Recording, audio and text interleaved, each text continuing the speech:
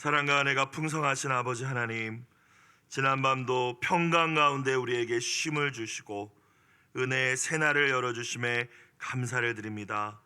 이 시간 은혜를 사모하며 주님 앞에 나온 심령마다 생명의 말씀으로 채워주시고 성령으로 충만케 하여 주시옵소서.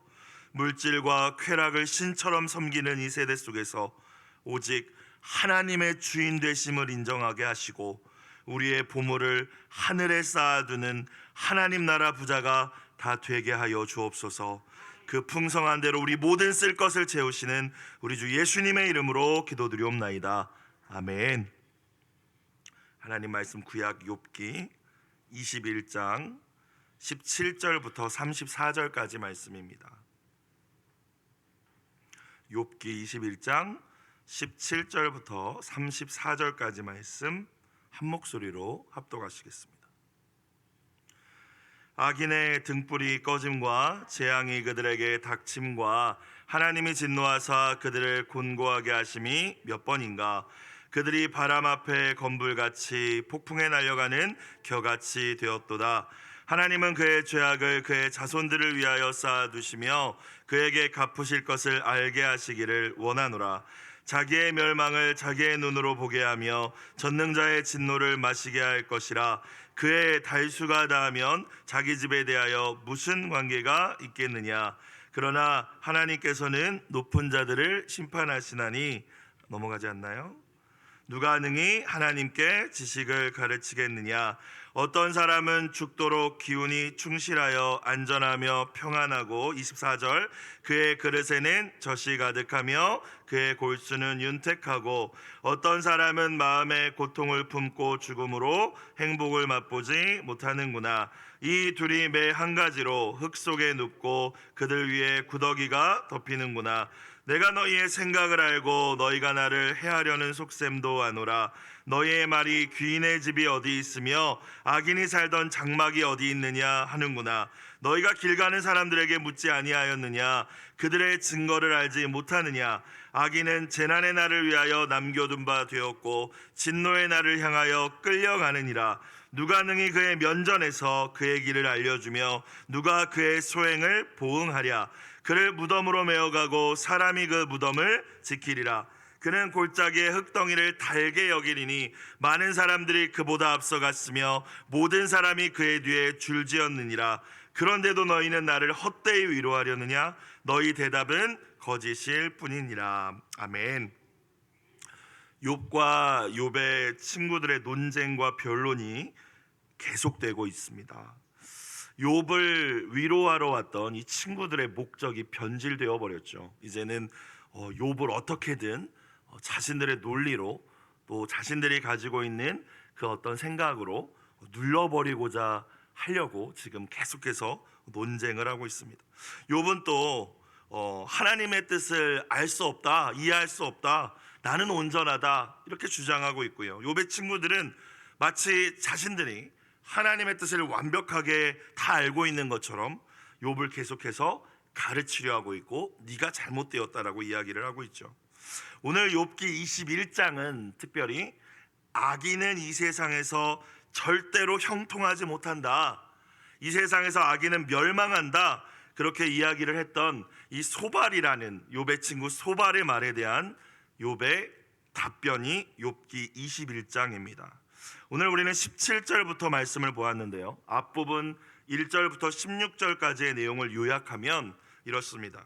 오히려 너의 말과 같지 않다. 소발, 너의 말처럼 악인이 다 이 세상에서 형통하지 못하고 다 망하는 게 아니라 현실에서는 악인이 더 오래 사는 경우도 있다, 더 잘 사는 경우도 있고 힘이 있고 부유하고 아니 그 자식들까지 잘 되는 경우도 있다.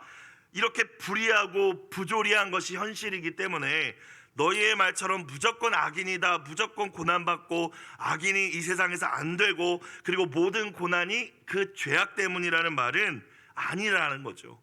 그 인과응보의 원리로 이 세상에서 일어나는 모든 일들과 하나님의 뜻을 다 설명할 수 없다.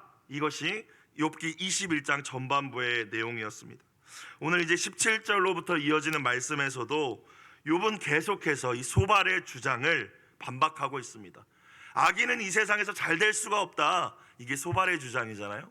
그래서 네가 지금 힘든 거는 네 죄 때문이다. 이 주장에 대해서 반박하고 있는데 그 반박의 근거는 아니라는 거죠. 잘 되는 악인도 있다라고 이야기하면서 반박을 하고 있습니다.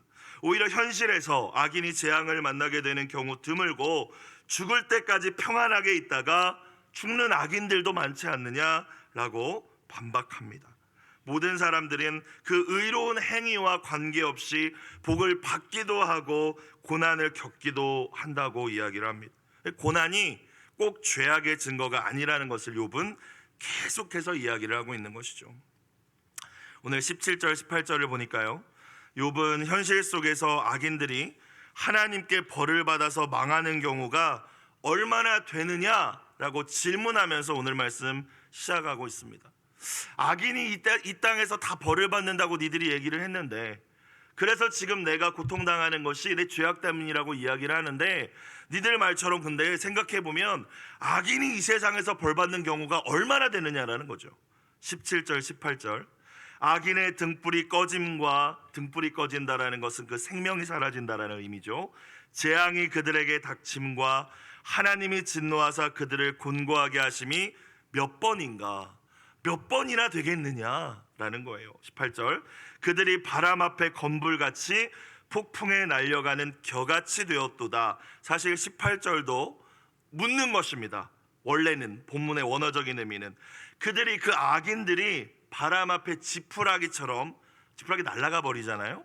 폭풍에 날려가는 겨같이, 이것도 마찬가지로 아무 힘 없이 날려가 버리죠. 그러니까 하나님의 이런 심판을 받는, 정말 바람 앞에 지푸라기, 폭풍 앞에 겨와 같이 이렇게 날아가 버리는, 너희들은 다 악인들이 그렇게 된다라고 했는데 그게 몇 번이나 되느냐라고 질문하고 있는 거예요. 과연 그들에게 재앙이 닥친 일이 있느냐는 거죠. 하나님이 진노하셔서 그들을 고통에 빠지게 하신 적이 있느냐? 그들이 바람에 날리는 지푸라기 같이 된 적이 있느냐? 너희가 봤느냐? 폭풍에 날리는 겨와 같이 된 적이 얼마나 있느냐? 너희가 다 안다고 이야기를 하고 있지만 실제로 얼마나 되는지 너희 아느냐라고 반문하고 있습니다. 아마 이에 대해서 욥의 친구들은, 아이 그렇지, 악인들이 살다가 악인들임에도 불구하고 살면서 뭔가 하나님의 심판을 받지 않는 경우도 있을 수 있겠지만 그의 자녀들, 자손들이 그런 벌을 받겠지, 아마 이런 논리를 욥의 친구들은 가지고 있었나 봐요. 그에 대해서 이야기하는 것이 19절부터 21절까지의 욥의 또 변론입니다. 19절, 하나님은 그의 죄악을 그의 자손들을 위하여 쌓아두시며 그에게 갚으실 것을 알게 하시기를 원하노라. 20절, 자기의 멸망을 자기의 눈으로 보게 하며 전능자의 진노를 마시게 할 것이니라. 해석이 조금 난해한데요, 19절 말씀을 새 번역으로 보니까 이렇게 되어 있습니다.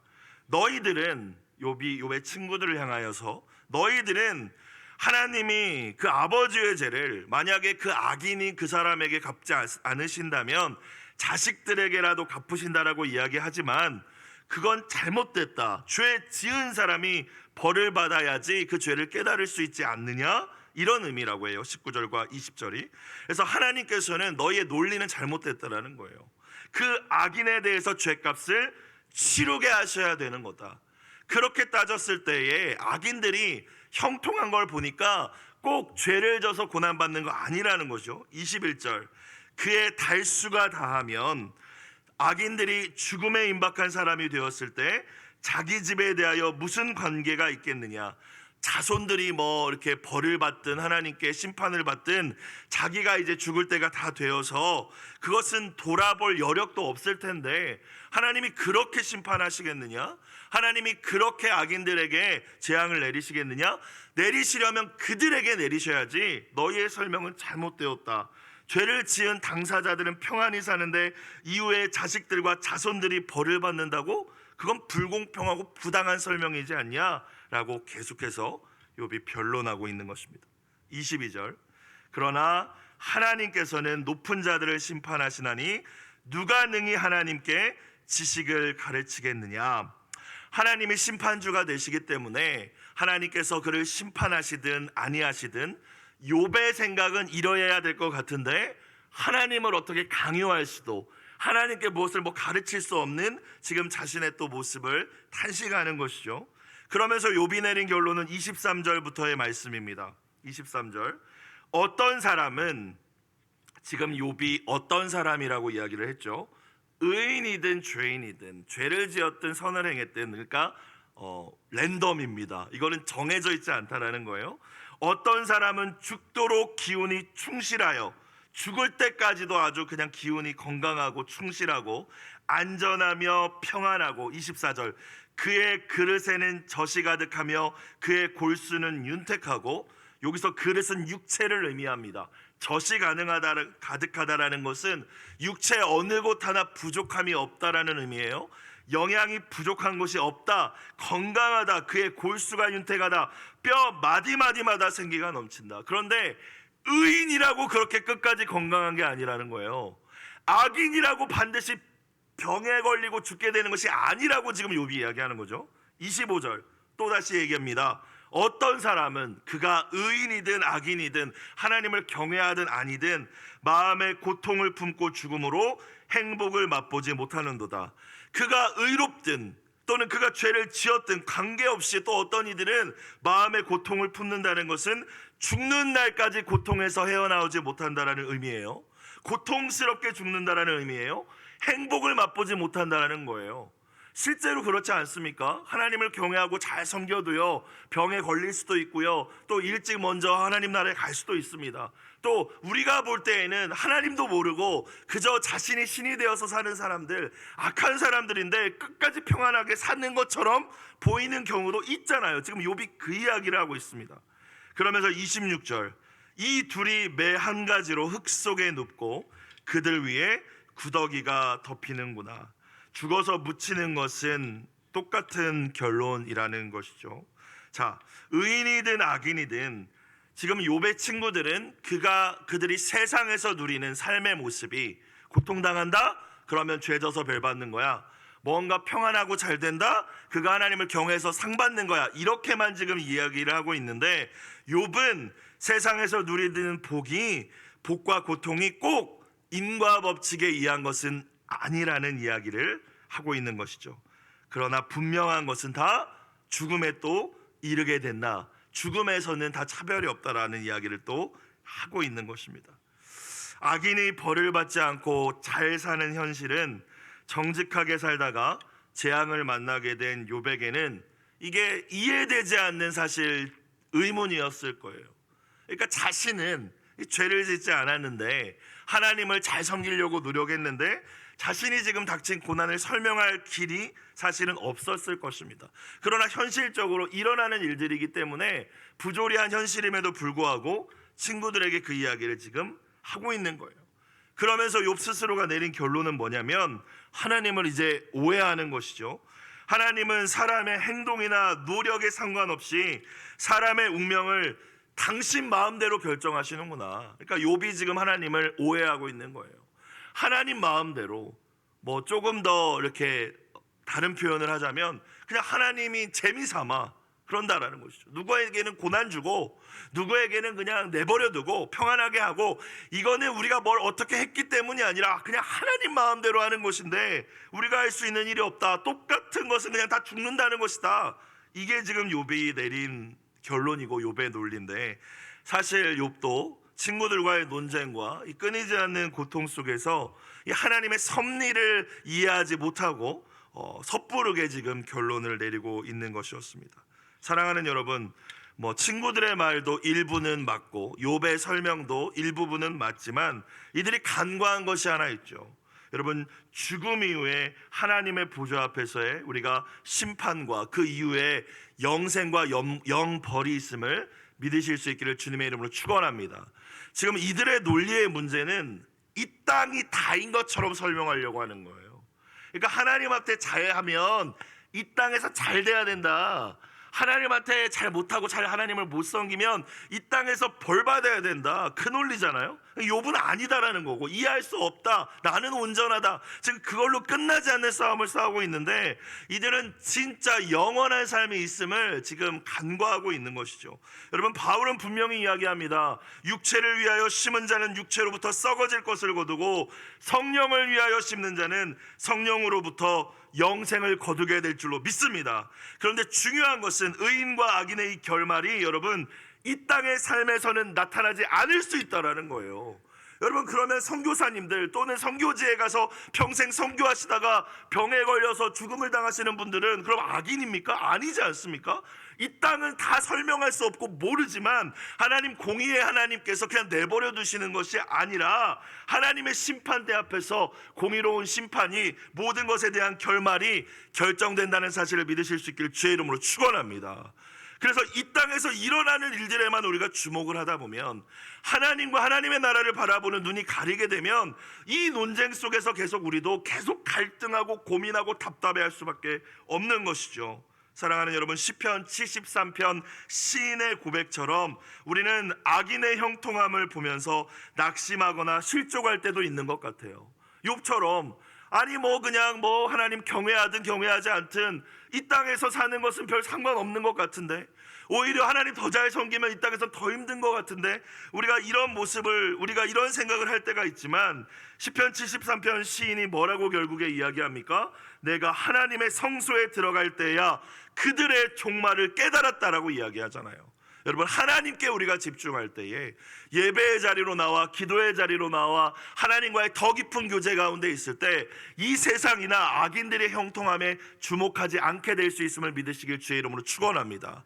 그걸 바라보면서 헷갈려하고 답답해하고 내 인생은 왜 이 모양이냐, 나는 신앙생활 열심히 하는데 하나님 왜 그렇습니까가 아니라, 하나님 나라를 바라보는 눈이 열릴 때에 결국해서 하나님의 백성들을 합력하여 선을 이루게 하시고 끝까지 하나님을 저버린 자들에 대한 공의로운 심판이 저들에게 있을 것이라는 사실을 하나님과의 관계 속에서 우리의 눈이 열릴 때 바라볼 수 있다는 거예요.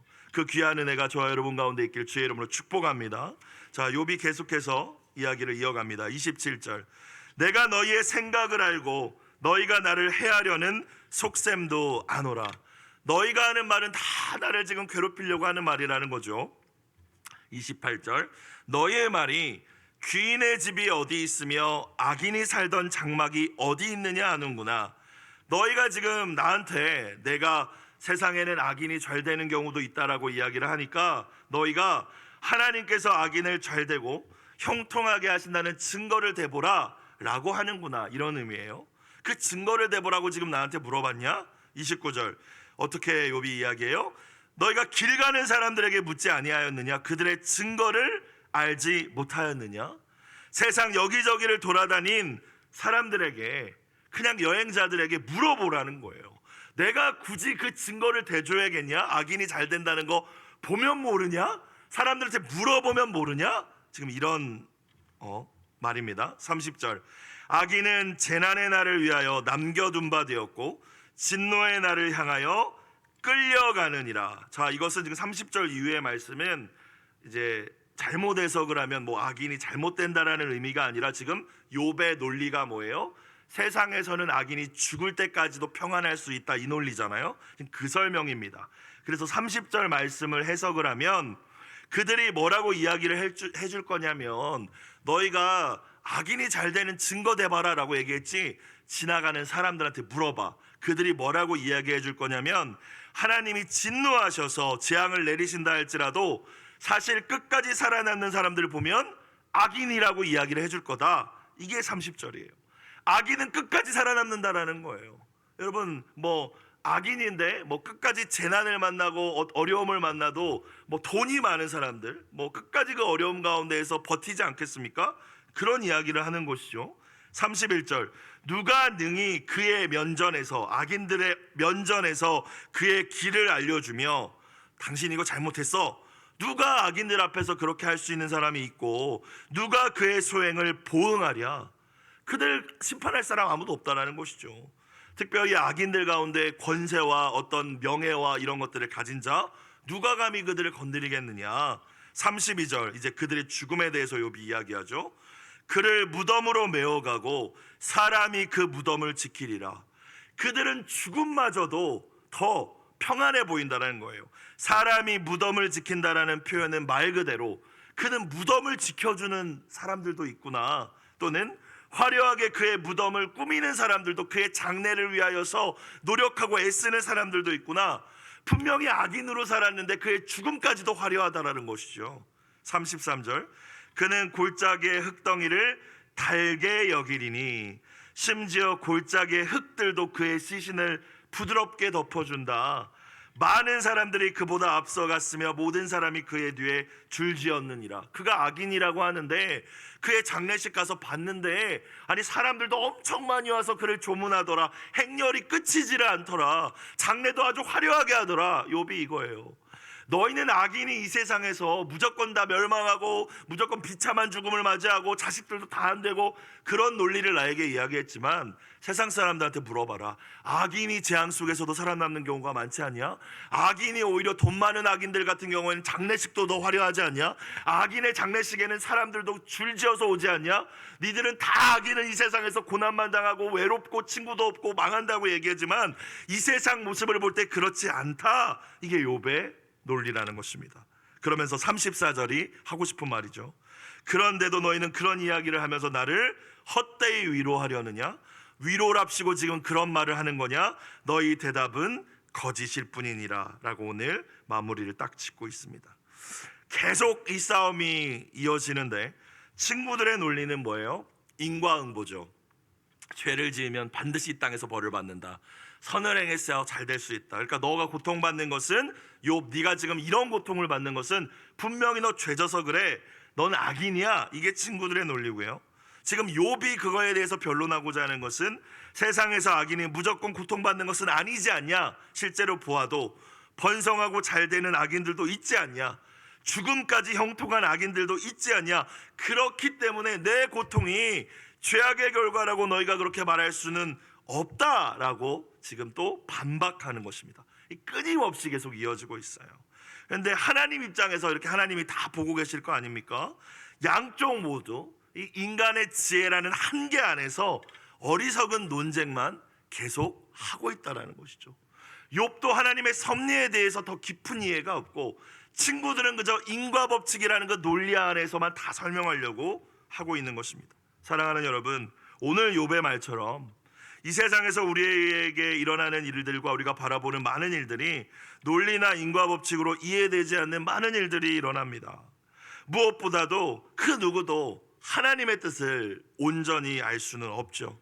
로마서 11장 바울이 이야기한 대로 하나님의 풍요와 지혜와 지식을 누가 감히 판단하며 그분이 하시고자 하는 일을 누가 다 이해할 수 있겠습니까? 그러므로 언제나 우리는 타인의 어떠한 모습이나 그의 영적 상태나 그가 당하는 고난에 대해서 함부로 단정짓지 말아야 하고, 또는 그에게 누군가에게 다른 이들에게 일어나는 일들을 보면서 하나님의 뜻이나 계획에 대해서 함부로 판단하거나 말을 해서는 안 될 줄로 믿습니다. 마치 우리가 다 아는 것처럼 쟤 죄져서 저렇구나, 저 사람은 저게 잘못돼서 저런 일을 벌여지는구나, 우리가 알 수 없다는 거예요. 하나님이 하시고자 하는 일을 우리가 어찌 다 이해할 수 있겠습니까? 그래서 오늘 매일 성경 제목, 기도 제목이 뭐라고 나와 있습니까? 하나님이 하시는 일을 다 이해할 수 없을지라도 겸손히 받아들이게 하소서. 받아들이기 위해서 필요한 것은 여러분 무엇일까요? 신앙은 이해가 아니라 하나님과 그분의 말씀을 향한 신뢰임을 믿으실 수 있길 주의 이름으로 축복합니다. 그분의 말씀을 신뢰하지 않으면 받아들여지지 않죠. 그렇죠? 하나님이 우리에게 말씀을 통하여 주시는 것들이 무엇입니까? 하나님 어떤 일이 있어도 우리를 사랑하신다라는 거예요. 말씀뿐만이 아니라 십자가를 통하여서 우리에게 증거하셨습니다. 너에 대한 나의 사랑은 변하지 않아. 네가 어떤 일을 세상에 만나고 어떤 세상의 부조리함을 네가 바라보며 답답해할지라도 너를 향한 내 사랑은 끊어지지 않아. 그것이 하나님께서 말씀을 통하여 그 아들 예수님을 통하여 저와 여러분에게 주시는 변하지 않는 진리의 복음의 말씀임을 붙드시길 주의 이름으로 축원합니다. 이걸 신뢰해야 받아들여지죠. 이걸 신뢰하지 않으면 다 의문이죠. 다 욥과 욥의 친구들 같은 의문에서 헤어나오지 못할 것입니다. 두 번째, 우리가 말씀으로부터 우리가 받을 수 있는 신뢰하고 붙들어야 되는 게 뭡니까? 그렇게 나를 사랑하는 하나님께서는 이해할 수 없는 일들 가운데서도 반드시 합력하여 선을 이루게 하실 것이라는 거예요. 성경에 나오는 인물들 기억해 보십시오. 요셉, 다윗, 다니엘, 그들이 이해할 수 없는 일들을 만났죠. 청년의 때에 만나기도 하고 어렸을 때 만나기도 하고 이루 말할 수 없는 일들을 만났지만 그들이 악해서 만난 거 아니잖아요. 하지만 결국에 하나님께서는 그들 가운데서도, 그 일들 가운데서도 그들을 통하여서 하나님의 뜻을 이루어 가신 줄로 믿습니다. 그걸 보는 거죠, 말씀을 통하여서. 마지막 한 가지 우리가 신뢰해야 될 하나님의 말씀은, 하나님께서는 우리가 이해할 수 없는 일들 속에서도, 또 때로는 이해할 수 없는 고난 속에서도 결국 우리를 하나님 나라 백성의 성품을 훈련시켜주고 계신다라는 거죠. 이 세 가지입니다. 이 세 가지. 이해할 수 없는 일, 현실의 부조리함, 설명할 수 없는 고난 속에서 우리가 붙들어야 되는 건 이해가 아니라는 거죠. 이해가 아니라 신뢰입니다. 나를 향한 하나님의 사랑, 반드시 합력하여 선을 이루시는 그 하나님의 섭리, 그리고 부족한 나를 이 모든 일들을 통하여서 연단시키고 계시는, 훈련시키시는 그 하나님, 그분에 대한, 이 말씀에 대한 신뢰가 있을 때 우리는 이해할 수 없는 현실 속에서도 오늘 기도 제목처럼 겸손히 받아들일 수 있는 넉넉한 정금과 같은 믿음이 있을 줄로 믿습니다. 이 은혜가 여러분과 함께 하시기를 주의 이름으로 축복합니다. 기도드리겠습니다. 사랑과 은혜가 풍성하신 하나님 아버지, 고통당하는 이들을 바라보면서 우리의 편협한 사고와 신학으로 함부로 판단하지 않게 하여 주시고, 하나님의 뜻을 마치 내가 다 이해하는 것처럼 교만하지 않게 하여 주시옵소서. 이해할 수 없는 일을 만났을 때에, 세상을 살다가 부조리한 현실을 목격했을 때에 겸손히 하나님께 나아가 하나님의 뜻을 구하게 하시고, 때로 하나님께서 침묵으로 응답하신다면 이미 우리에게 주신 말씀 붙들고 십자가를 바라보며 하나님의 뜻을 이해하려 하기보다 신뢰할 수 있는 정금과 같은 믿음을 저희에게 더하여 주시옵소서. 예물드린 손길을 주님 받아주시고 또 눈물의 간절한 기도에 선하게 응답하여 주옵소서. 예수님의 이름으로 기도드리옵나이다. 아멘. 주기도문 드리겠습니다. 하늘에 계신 우리 아버지, 아버지의 이름을 거룩하게 하시며 아버지의 나라가 오게 하시며 아버지의 뜻이 하늘에서와 같이 땅에서도 이루어지게 하소서.